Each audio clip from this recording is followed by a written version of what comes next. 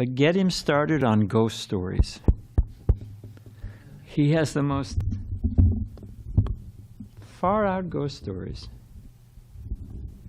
Because there's a lot of that in South America. He was in Brazil for many, many years with his voodoo and all kinds of things. Just to give you a sample, there was a temple, I forget which city it was in Brazil. And the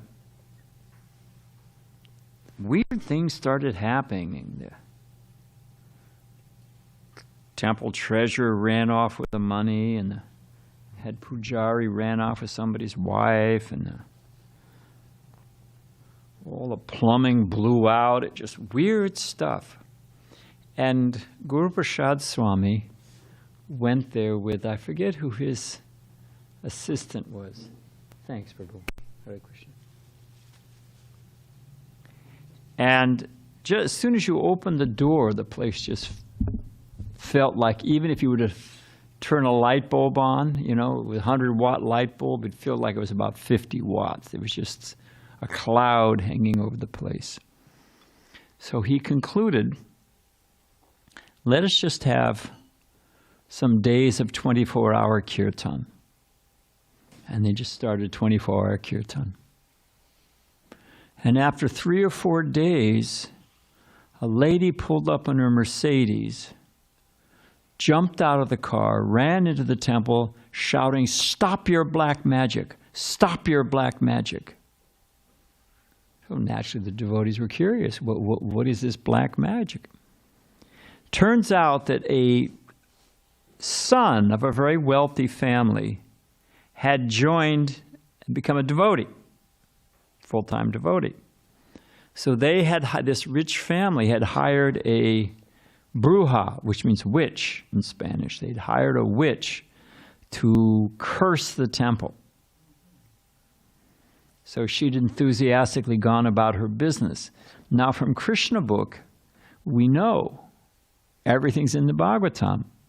If you send a curse after someone and it fails, you send a demon, an asura, some shape-shifting rakshasa, and it fails to achieve its target, what happens? It comes back at you. And this lady described that one relative was killed in a car accident, another one fell out a window, another one this, that. It was wreaking havoc in the family. And they concluded it must be the Hare Krishna black magic. So they called back their curse, the cloud lifted, and the man stayed a devotee, and all is well. So the most powerful anti-curse black magic is what? What is the takeaway from this? Do we need to take shelter of this samskar or that? Do we need to get a Navaratri ring? Do we need to... I had a devotee told me he couldn't come to Mangalarti because he was in a Rahu period. You just take shelter of the holy name. That's the only solace. So anyway, I was thinking of Halloween, so there's a ghost story for you. It's a classic Kali Yuga holiday. Give me something or I'll break your windows. Oh, okay. That sounds auspicious.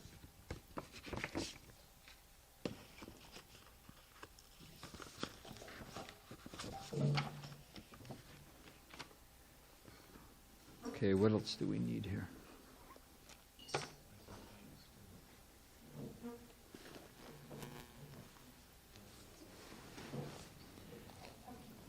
I heard Prabhupada tell 2 ghost stories. We won't tell them now, but one was about a Muslim. Well, I'll just tell this one quickly.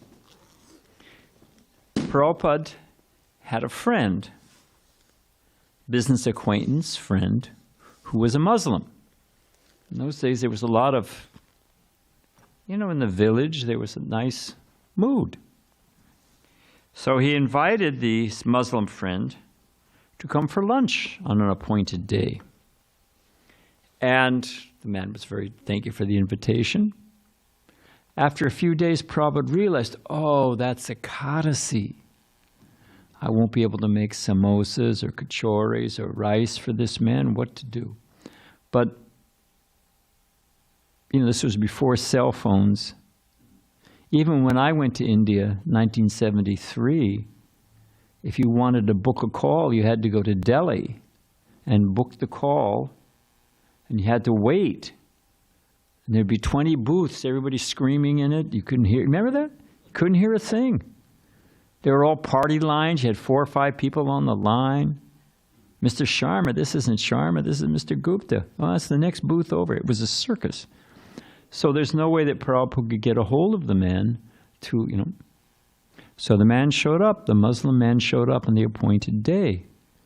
And Prabhupada very apologetically said that, it's a tradition, it's a courtesy for us, and we don't cook grains on this day. But we made you a nice lunch, but it doesn't have any grains. The Muslim man was hugely relieved. I heard Prabhupada personally tell this story. The Muslim man was hugely relieved. He said, oh, I observe Ekadasi too. And I couldn't get a hold of you, and you're going to make a whole meal, and I can't eat any grains, I've taken a vow, what to do? So I was hugely relieved. Prabhupada said, okay, but why you're following Muslim practices, why do you observe Ekadasi? And the man said that one day he was going into town and he took a shortcut through the forest. And as he was going through the forest, he heard off the path some people laughing and dancing. So he went to check it out. And there he found a group of ghosts, and they were having a ghost festival, singing and dancing. And why were they so happy? They said, well, this rich man, tomorrow he's going to go into the marketplace riding on his horse. His horse is going to stumble. He's going to crack his head on the cobblestone and die all of a sudden and become a ghost like us. Ha, ha, ha, ha, ha. So the Muslim man was a nice man. He thought, well, let me try to avert this. So he went into town early the next day. Sure enough, the man came riding on the horse, but before he could warn him, the horse stumbled. The man fell off the horse, cracked his head, and died. Next day, our Muslim friend was going through the forest. Again, the ghosts were there, but instead of having a festival, they were crying and lamenting. So the Muslim man said, what happened? Everything happened like you said. The horse came in, it stumbled, the man fell, cracked it, and he died. He said, no. The ghost said, the thing is he'd had a fight with his wife that morning and had not eaten any grains. He'd skipped his breakfast. So he died on Ekadasi. He died observing Ekadasi, even unintentionally, and therefore he was saved from a ghost. And the Muslim man told Prabhupada that ever since then, I follow Ekadasi. So that's Prabhupada's ghost story about Ekadasi. You can take it up with him if you. That's exactly how he told it. One of the first things I heard Prabhupada say, this is going out on the internet all over the place, I'll hear about it. I came late to the lecture, and Prabhupada said, a male ghost haunts a woman, and a woman ghost haunts a male. You do not know these things? And I was thinking, well, I guess there's a whole world I don't know about, And Kirtananda told me that when Prabhupada was staying in India, visiting in India, and he was staying at some life member's house. And it was, an old house, been in the family for 150 years, joint family, big old house. And he walked in, Prabhupada was in his room, Kirtananda was in his room, Kirtananda was setting up Prabhupada's deities. Then he went into the bedroom. Prabhupada was taking his cane, and he was going along the baseboard. Hare Krishna, Hare Krishna, Krishna Krishna, Hare Ram, Ram Ram. Then along the top, Hare Krishna, Hare Krishna, Hare Krishna, Ram Ram. Kirtananda said, what are you doing? Prabhupada said, oh, chasing out the ghosts. Just like you'd shoo out a cat or something, There's a lot going on that we don't know about. We're in our little pedestrian world, I think we've got it all figured out.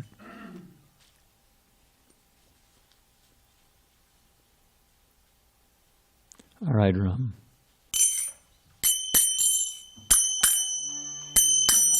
Jaya Radha Madhava Kunda Bihari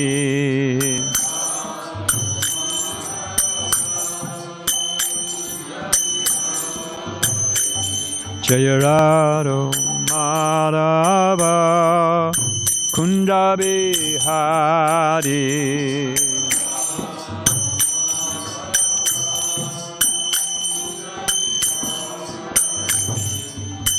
Gopijana Balaba Girivanadari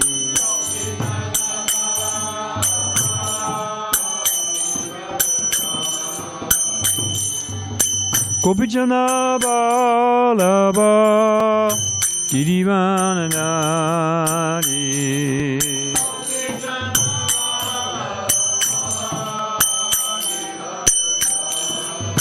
Jasoda Nandana Vajjana Ranjana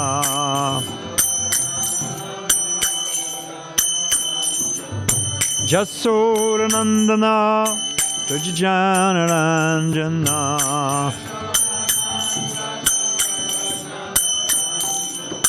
Chamunitira Vanatari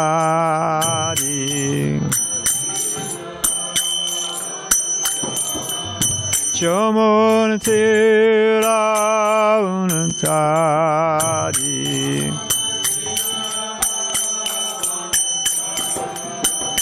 Jaya Radha Madhava Kunja Bihari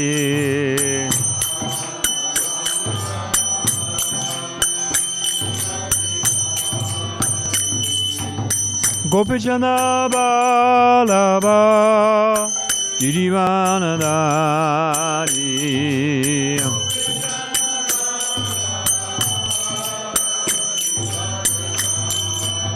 Jasoda Nandana Vajjana Ranjana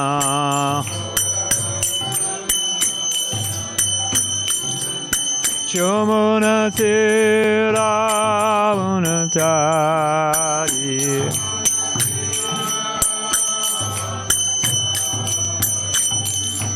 Hare Krishna Krishna Krishna Hare Hare Hare Rama Hare Rama Rama Rama Hare Hare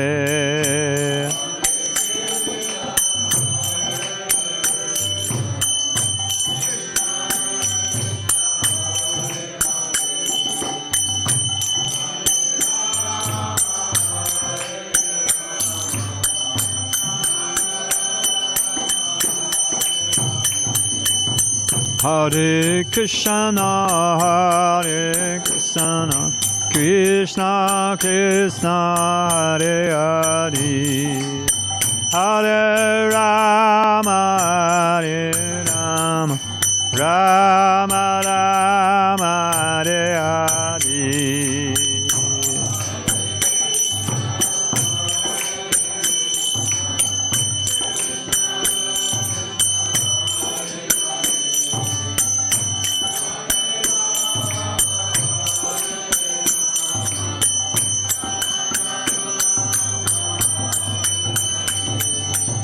Hare Krishna Krishna Krishna Hare Hare Hare Rama Hare Rama Rama Rama Hare Hare Hare Krishna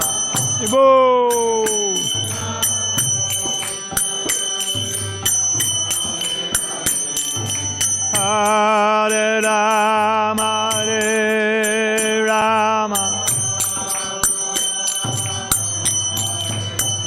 Jaya Radha Madhava Kunda Bihari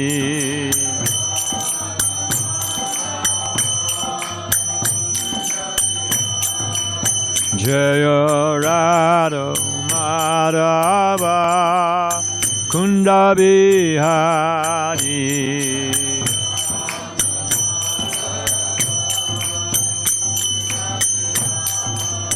Jaya Radha Madhava Kunda Bihari. Radha Madhava Kunda Bihari. Jai Om Vishwapad Paramahansa Pariba Jikacharya Sati Dashisham His Divine Grace Abhay Charan Bhakti Vedanta Sai Maharaj Srila Prabhupada Ki. ISKCON BBT Founder Acharya Jagaguru Srila Prabhupada Ki. Ananta Guru Vaishnava Ki. Namacharya Srila Haridas Thakur Ki. Prem Shri Gaur Shri Krishna Chaitanya Prabhu Nityananda Shri Dvaita Gadadhar Shiva Sadi Gaur Bhakta Vrinda Ki. Say Sri Radha Krishna Gaur Gopinath Shama Kunda Radha Kunda Giri Govardhan Ki. Vrindavan Dham Ki. Mathura Dham Ki.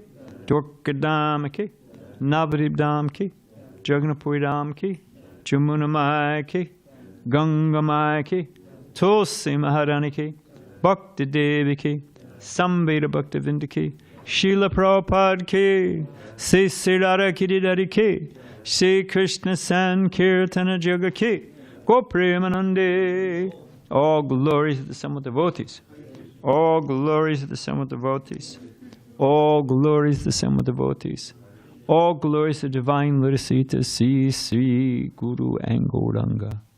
Is there some water over there? Drinking water? The one time I didn't bring my thermos. If there's just a little bit of water. Is it 4 years old? Huh? Only 3? All right. Let's see what happens.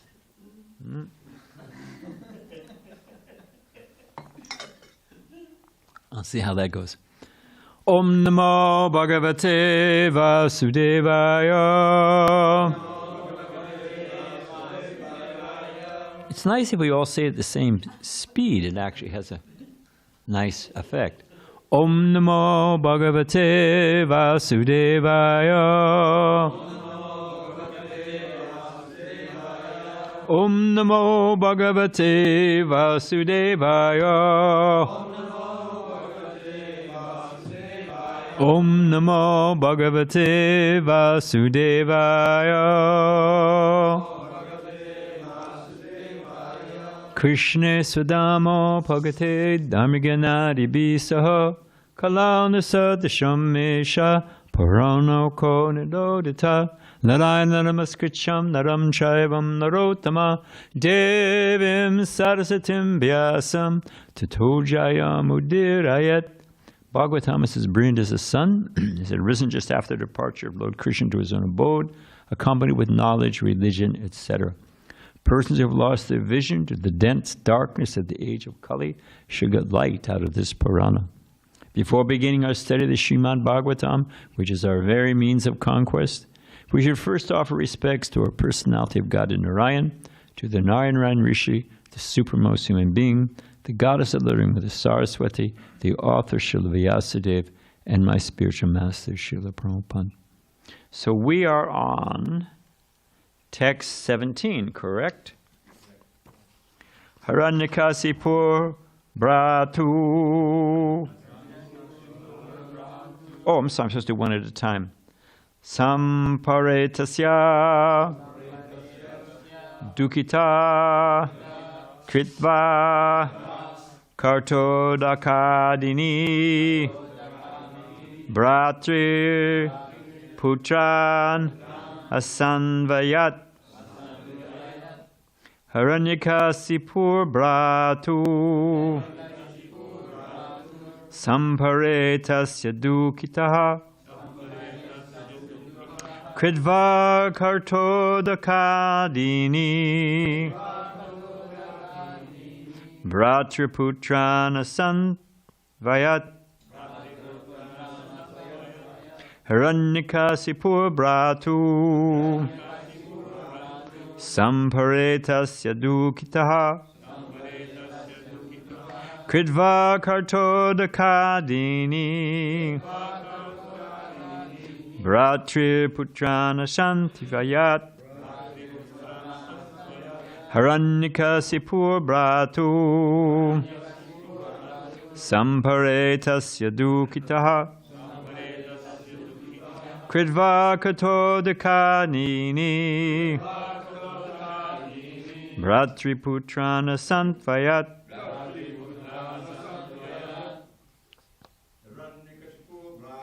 Haranyakasipur bratu. Samparetasya dukitaha. Kridva katodhakanini. Bratri putrana santvayat. Haranyakasipur bratu. Samparetasya dukitaha. Kritva katodhakanini. Prater putrana shantvayat. Haranyakasipur bratu. Samparetasya dukitaha. Kritva katodhakanini. Bratri putrana shantvayat. Vaishnavis. Okay, no worries. Haranyakasipu. Haranyakasipu. Bratur of the brother. Samparetasya. Deceased. Dukita. Being very much distressed. Kritva. Performing. Katodaka. Dini. Ceremonies observed after a death. Bratu. Putran. The sons of his brother. Ashantvayat. Pacified. After performing the ritual ceremony observance for the death of his brother, Hiranyakasipu, being extremely unhappy, tried to pacify his nephews. Also, you say. After performing the ritual observances for the death of his brother, Hiranyakasipu, being extremely unhappy, tried to pacify his nephews. So there's several verses until there's a purport. So I'm going to read those. So this is 18 and 19. O king, Hiranyakasipu was extremely angry. But since he was a great politician, he knew how to act according to time and situation. With sweet words, he began pacifying his nephews, whose names were Sukhini, Sambara, Dristi, Bhutashantapana, Vrika, Kalanaba, Mahanaba, Haris Mashru, and Utkacha. He also consoled his mother, his sister-in-law, as well as his own mother, Diti. He spoke to them as follows. We'll read till there's a purport. Hiranyakasipu said, "My dear mother, sister-in-law, and nephews, you should not lament for the death of a great hero, for a hero's death in front of his enemy is glorious and desirable. My dear mother, in a restaurant or a place for drinking cold water, many travelers are brought together, and after drinking water, they continue to their respective destinations. Similarly, living entities join together in a family, and later, as a result of their own actions, they are led apart to their destinations." Prabhupada says in the purport. The bewildered soul, under the influence of the three modes of material nature, thinks himself the doer of activities which are actually carried out by nature. Prakriti kriyamanani. All living entities act exactly according to the directions of Prakriti, material nature, because in the material world, we are fully under higher control. All the living entities in the material world have come here only because they want to be equal to Krishna in enjoyment, and thus have been sent here to be conditioned by the material nature in different degrees. In the material world, a so-called family is a combination of several people in one home to fulfill the terms of their imprisonment. As criminal prisoners scatter as soon as their terms are over and they are released, all of us who have temporarily assembled as family members will continue to our respective destinations. Another example is given that family members are like straws carried together by the waves of a river. Sometimes such straws mix together in whirlpools, and later, dispersed again by the same waves, they float alone in the water. Although Hiranyakasipu was a demon, he had Vedic knowledge and understanding. Thus the advice given to his family members, his sister-in-law, mother, and nephews, was quite sound. The demons are considered highly elevated in knowledge, but because they do not use their good intelligence in the service of the Lord, they're called demons. The demigods, however, act very intelligently to satisfy the Supreme Personality of Godhead. This is confirmed in Srimad Bhagavatam 1-13. Atapum virdvija shrestha varnashram vibhagasa sanvristasya dharmasya samsiddhi haritoshanam. O best among the twice-born, it is therefore concluded that the highest perfection one can achieve by discharging one's prescribed duty, dharma, according to the caste divisions and orders of life, is to please Lord Hari. To become a demigod or to become godly, whatever one's occupation, to become a demigod or to become godly, whatever one's occupation, one must satisfy the Supreme Personality of Godhead. Om Ganatimarundasya Gyanagana Samakaya Chakshushamilitangena Tasirishi Gurave Namaha. So the first thing, and we find this analogy given several times in the Bhagavatam. 4 Kumars give it to Prithu Maharaj. In spite of a very good captain and a solid boat, sometimes it sinks. What's the classic example? The unsinkable Titanic, which the material nature was more than willing to accept the challenge. Sometimes in spite of an expert physician, there was the patient may die. There was, I don't want to mention her name because I don't want to embarrass her, but a very nice lady, member of our congregation, when she was young, her husband went in for tonsillectomy. That's outpatient. He wasn't even going to spend the night in the hospital. You know, a little nick, they take the thing out. She went to shopping. She came back 2 hours to pick her husband up. They were going to go to a movie. Man died. They nicked some blood thing, and guy bled to death before the doctor could take care of it. So sometimes you've got excellent parents, good education, and the child just turns out to be a lush, a leech, a bum. So there's many, many examples. In spite of the best laid plans of mice and men do oft go astray. And the other thing is also true. I think Beethoven was what? The 14th child? Yeah, the mother would just count to 14 and shut the door. First 14 in, she accepted as hers, you know.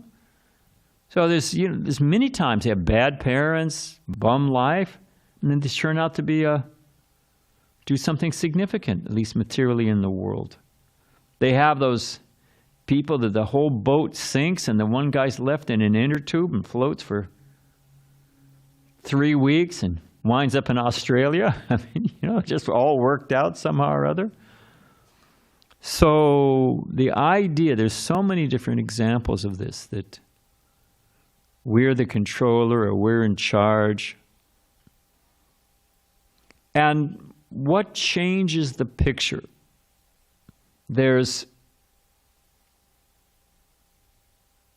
People are thinking that conditions will change my consciousness, my situation. But that's not what happens. Here we have Hiranyakasipu speaking Vedic knowledge. That's the real curative. Srila Bhaktisiddhanta Saraswati Thakur said, when talking to Prabhupada how he should immediately spread Krishna consciousness, and Prabhupada was arguing about, first we have to become free from the British, we're no longer a dependent nation, and there's so many shortages. Anyone know what other than Dravida? Anyone, and Balaram and Vijay? Anyone know what Srila Bhaktisiddhanta Saraswati Thakur said the only shortage in this world is?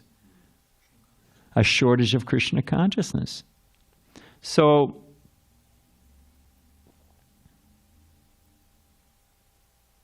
well, I wanted to, but I guess I'll say this.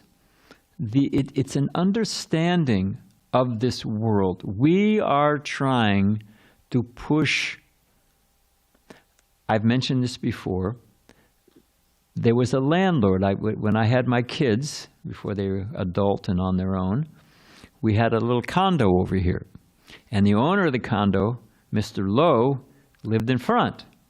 Now, Mr. Lowe, my daughter nicknamed Mr. Slow, because he was not the sharpest, whatever it is, brightest bulb in the chandelier, Mr.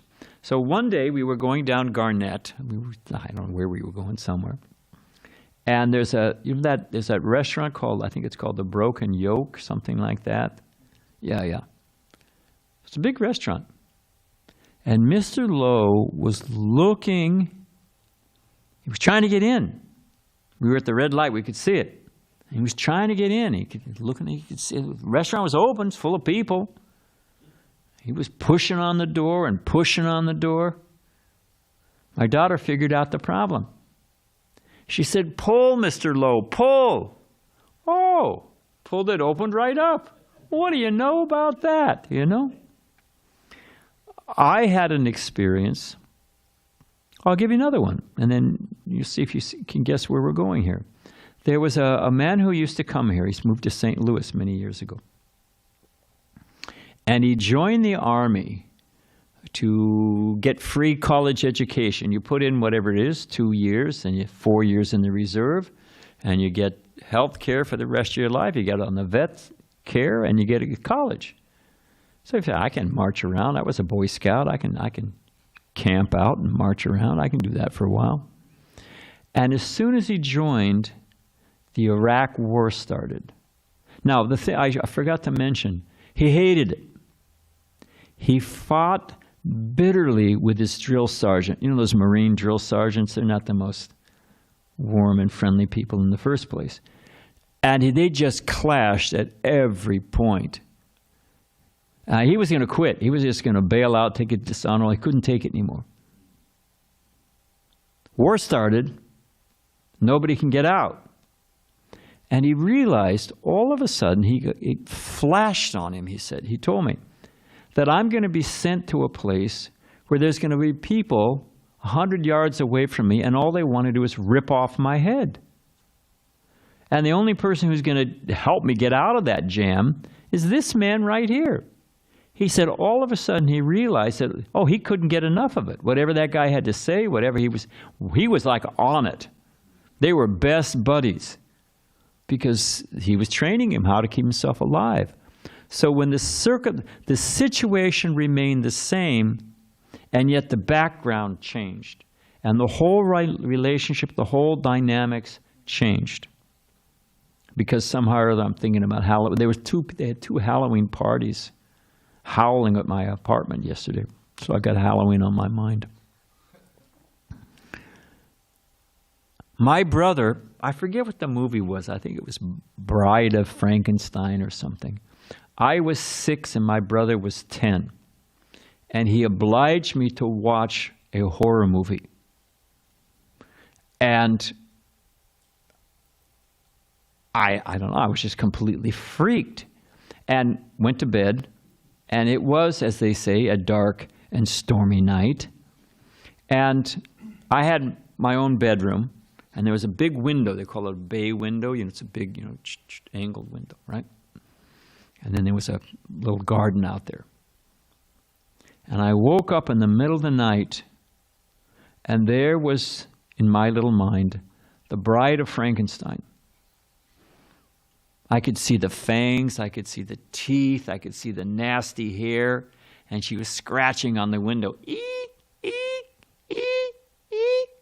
Just trying to get in. This little tasty morsel. Baby Swami was right in there, just a tasty morsel. I literally did not move for the night. I was just petrified. And when the sun came up, what did I see?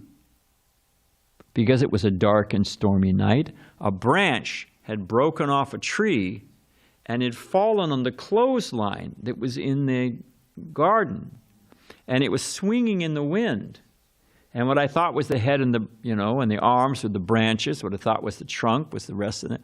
And it was, when I thought it was trying to scratch its way in, it was just blowing in the wind. So as soon as there was light, I realized, it was all just a figment of my imagination. So what Hiranyakasipu was going to talk about is that what we see and what we think. What is the classic example often given by Prabhupada and our acharyas of seeing something as one thing and it striking fear into us, and it other than Dravida, but it actually being something else? It's a rope. But when it's coiled, and if you look, oh, jeez, but it's just a rope. As soon as you say, it's just a rope.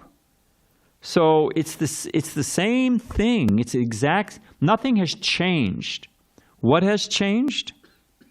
Nothing physical has changed. What was coiled in the corner remains coiled in the corner. The lighting remains, everything remains the same. What's the one thing that changed? Our perception.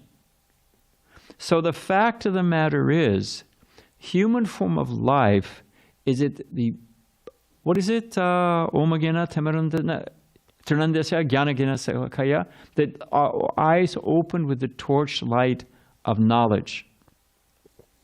So I want to read something. Well, I'll read two things just for fun. Because he's talking about relatives and they've passed away and this is my enemy, he's killed, but he's trying to pacify the family. And it reminded me of that section. I want to read two things. This is, Maharaj Chiketu, who later on became Vitrasur and then was delivered. Well, he had, a king. Everybody wants to, everyone wants to carry, it's a tradition to have the family name carried on that you like, materially. You got, what is it? You've got somebody and then they name their kid the same name and that kid's Junior. And then they name the next kid as the third. If they say Chip, the Chip is a tray. It means you're the third in the line. And kings, they want who will carry on my line. So it's a human instinct to carry on your line. So the king, and who will take over when he's old? Who will manage the kingdom? Who will I hand? My father said, I built up my business, and who will I hand it over to? All I invested in you, and you became a Hare Krishna. What was the use of the whole thing? Severely disappointed. It all worked out in the end.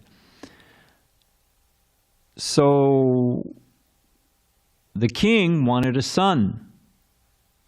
And Angira Muni, the sages would visit and different kings and give them enlightenment. But the king couldn't hear anything.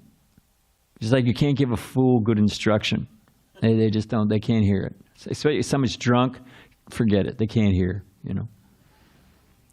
So he knew that what he wanted was a son. So all right, he gave him a son. And of course, the story goes on that the other queens were envious because they couldn't have children. And and the king doted on the mother of his only son. So they felt second fiddle or, whatever it is. And ultimately they poisoned the boy. So it's, I was reading that section last night, and it's so moving. If it was a play, if you think about Shakespeare or she's calling to the boy. She knows he's dead, but she doesn't want to admit it.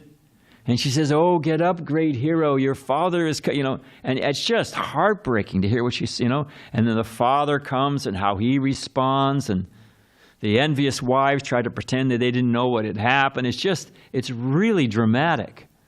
And then right in the middle of the whole thing, it's just heartrending. Angara and Narada Muni appear on the scene. And, oh, what's the problem? Okay, we'll bring the boy back to life. They just bring the boy back to life. And what does the boy say? They're the mother and father, you can imagine. I mean, it's just such a moving, and the Bhagavatam's full of dramatic scenes like that. And the mother is picking the boy up and hugging him and crying tears of joy. The father is falling down and getting up and fall. He can barely walk. He's so happy. What does the little boy say who is brought back to life? He's kind of discombobulated by, you can imagine. You die, you're off to your next body or into the court of Yamaraj. All of a sudden, you're like rewinding the tape. And all of a sudden, what is this all about, you know? And, you know, Vedic culture, what does the boy say to his father? He says, I'm very willing to reciprocate with you. I can understand we must have some connection. You're blubbering all over me and making a big fuss. So there must be some. Just remind me who you are. I've had so many mothers and fathers. Just clue me into which scene and I'll click into the role. But you got to help me out. So the point I'm trying to make is we're all looking at the world in a particular way. We're thinking with the body, this is my family, this is what makes me happy. We have all kinds of calculations. But they're just conceptions. Bhagavatam calls it a river of names only. So all of this was a build-up. I wanted to read something. The Haryasvas, the sons of Daksha. Now Daksha means expert, Prabhupada said. And Daksha's job was a Prajapati, was to, fill up the universe with as many children as possible. He was an expert materialist. And to help him with the job, he had his sons. So they were dutifully going to follow the order of their father. And Narada Muni tells them something.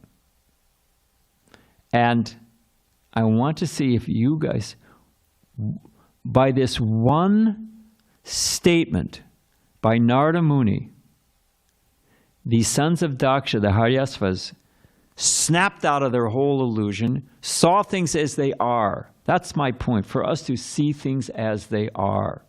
So I'm going to read that, and we'll be done. If I can find it.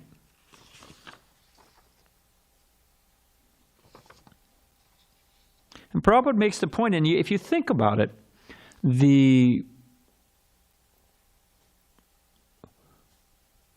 call, when we go to sleep at night, we call that dreaming. It has no substance. It's just a dream. Oh! I had a sannyasi nightmare the other day that I was getting married. I thought, what? Oh, I don't want to get married. I said, what? Where's Dravida? Where's Shivaram Maharaj? Help, help! Get me out of here, And I remember waking up. I woke up in fright, in a cold sweat. I thought, oh, it's just a dream. You know that feeling when you, oh, jeez. It's just a dream. It has no substance. But people die of heart attacks in dreams. Prabhupada says it so I can say there's nocturnal emission. I mean, it's real. It has a real effect. People die of heart attacks and all kinds of things happen when you have a dream. So it's just one's a short dream and one's a longer dream. Which dream is real? So the whole thing is a dream. The whole thing, and we've put all kinds of labels on it, and we're just sailing along, wasting our time. So, Narada Muni says, actually, the world is a river of names. Translation. The great sage Narada said, my dear Haryasvas, you have not seen the extremities of the earth. There is a kingdom where only one man lives, and there is a hole from which, having entered, no one emerges. A woman there, who is extremely unchaste, adorns herself with various attractive dresses, and the man who lives there is her husband.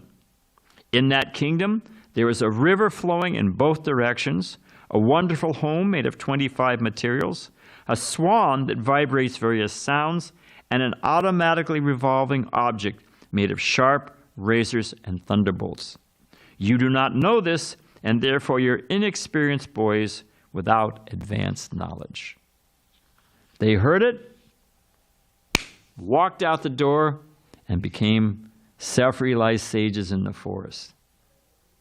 Anybody have the same experience right now? Maybe we should unpack it. So just for fun, because to see, we have to see. Later on, Narada Muni says, because they're trying to follow the order of their father, but he says, you have not seen your father. You don't know what your father's order is. We have so many concepts of what's valuable. When I was a kid, I wanted a red wagon. I remember waiting for Christmas. I wanted a red wagon. Then the next year, I wanted a bicycle. With I remember it had little flyers on the side, and a bell, ding, ding, ding, ding. I wanted that like anything. It was all I could think about. Do I care about it now? I used to skateboard. I used to surf. Prabhupada said, what is it? You say surfer, I say sufferer. I started reading Bhagavad Gita, and I was in Santa Barbara, Rincon. Giriraj Maharaj lives right above it now. And I remember surfing, and there were seals. Well, it's cold water. I'm wearing a wetsuit. It's cold water, head to toe, full wetsuit. Cold water, had boots and a hat, shiny black. And then I saw all these seals, and they were riding the waves too. Sometimes you see dolphins do that. Even killer whales would do it sometimes. I mean, they were much better than me. They were going backwards and forwards and up and coming in from the back and coming down and up from underneath. They were playing. And they were black and shiny, and I was black and shiny. And I was reading Bhagavad Gita. I said, whoa, I'm going to come back as a seal. I don't like fish. I said, I'm going to really be in trouble here, So to see, but see through the eyes of wisdom. That's what it means to be a human being. Animals just react, but a human thinks, hey, wait a minute. Prabhupada gives the example, if a bag of rice falls off the farmer's wagon, it falls off and breaks open on the road, and the farmer doesn't know it. So the bag is lying there. The squirrel, the bird, the mouse, they'll come and take a few grains. The man will come up, and he'll fill up one pocket. I think, well, what about tomorrow? So he'll fill up the other pocket. Think, hey, what about my back pocket? What about next month? Then you'll think, well, I get home and tell my wife what happened. She'll say, why didn't you take the whole bag, you dummy? And you'll pick up the whole bag. And Prabhupada's point is that there's a sense of the future. What is the future? What is my real prayas and shreyas, long-term interest? So I'm going to zip through this and then we'll end. So, you've not seen the extremities of the earth. And what that means, he's talking about the field of activities. It's like Krishna talks, in the different field of activity. Kshetra and Kshetragya. So that's because you grow things in a field. So in activity, you get karma, you get the fruit from your activity. So he's saying you think you know where you're living, but actually you're living in the field of activities and suffering the fruits of your past activities and creating your future activities. Then there's a king, the only male. There's only one king. When Akbar, the most powerful emperor of the world at the time, asked Jiva Goswami to come see him at his capital, he got a royal order. Wouldn't come. So there's a whole story. Finally, Akbar said, well, I'll come see you. What did Jiva Goswami say to Akbar, the most powerful emperor in the world? You can't come as a king. I won't see you as a king. He said, you have to come in a humble dress of a pilgrim. Why? Why did he say that? Help me out here, other than Dravida. In connection with this, there's only one king. There's only one Purusha.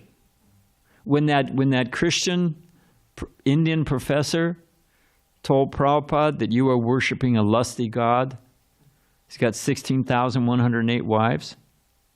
Of course, Krishna didn't marry them for lust. He married them to give them shelter because no one would accept them. It's a whole story, whole pastime. But the point is that Prabhupada said, I see that you're married. Prabhupada saw the man had a ring. What did Prabhupada say to him that sent the man into orbit? Yeah. He said, actually, Krishna's the only Purusha. Everyone else is Prakriti. The question shouldn't be, why does Krishna have 16,108 wives to give them shelter? The question should be, what are you doing with one of Krishna's gopis? You, sir, are the one who is a cheater. The man went ballistic, and Paramananda said, I think you better leave now, and gave him the heave-ho. So Krishna's the only Purusha. That's what he's saying. You think you're going to enjoy, you think you've got a field of activities, you think you know the worries of the world, but you don't even know who the real enjoyer is. Who's the real king? So then, what's the hole which one falls into, one practically never comes out? It's called Patala Loka. And Krishna says that, again and again I cast them in lower species of life. The living entity is called Nityabhara, which means practically eternally conditioned. So that's the whole. There's an unchaste woman. Who's the unchaste woman? Not in this analogy. If the body is the city of 9 gates, and the jiva is the king of that body, who is the queen in the city of 9 gates? The intelligence. So the unchaste intelligence, the intelligence that's seeking after material sense, that's who we're all chasing. It's the queen of that realm is the unchaste intelligence. Who's the husband of the prostitute? The unchaste intelligence in this analogy. Who's the husband? Us. The jiva. Just like this example, this body is a city of 9 gates. It's got different holes, different gates. And the intelligence, the unchaste intelligence, is the queen and the living. Okay. What's the river flowing in 2 ways? Because Narada says there's a river in this kingdom flowing in 2 ways. It's got to be time. There's a beginning and an end, creation, dissolution. And everything's flowing this way and that. What is the old, you can't bathe in the same river twice. So that's what's happening. And what is a nice house? There's a beautiful house. What is that house? Body's a good guess. But in this case, he's talking about the Shankar Yoga, the 24 elements that make up this. There's the 5 working senses, 5 acting senses, there's the modes of nature, there's it's a whole categorization of 24 elements, and the 25th being time, stirring them. So it's just a brew of 24 elements, that's all it is. It's like a kaleidoscope, it looks like it's beautiful stained glass window, but it's just glass reflected off 3 mirrors, goodness, passion, and ignorance. And there's the saving grace in this kingdom. What is the swan? Well, in this case, it says it's these saintly sages who are vibrating transcendental sound vibration. Because where would we be if we hadn't met the sadhus who say, no, no, no. I remember when I first met the devotees, they says, everyone is suffering in this world. This world is just suffering. And I remember thinking, well, maybe for you. I said, I'm having a pretty good time. I don't know about you, And then the devotee, Sukadev, Prabhupada Sukadev. Sukadev said, one thing though. I said, what's that? He said, nobody gets out of here alive. I mean, I've been thinking about it, but he just put it in such a short sutra. I thought, well, he's got that right. What's the, like musical chairs, isn't it? They play the music, and then when the music stops, it's not a chair for everybody. So the music stops, and where are you? So then we'll just finish. There's just 2 more. So the saving grace are the transcendental sages who are vibrating the information to see that the rope's not a snake, but it's just a rope. And the wheel, the spinning wheel with razors. Imagine you stick your head in a blender. That's the comparison of this world. It's a spinning wheel with razors. That's compared to time. Because Krishna says, time I am, the destroyer of all things. It all goes. And the last one, who is the real father? It says the Vedas and the sages are the real father. You don't know your real father. You say you're doing the duty of your father. I'm a very faithful servant of my father. So that's the simple point being we can end there, but we have to see. We have to really see. Because what we're thinking is valuable, what we're thinking we have to worry about, what we're thinking is true. We've all got goals and aspirations, but they have no substance. Okay, we can end there. Thank you, Prabhus. Hare Krishna.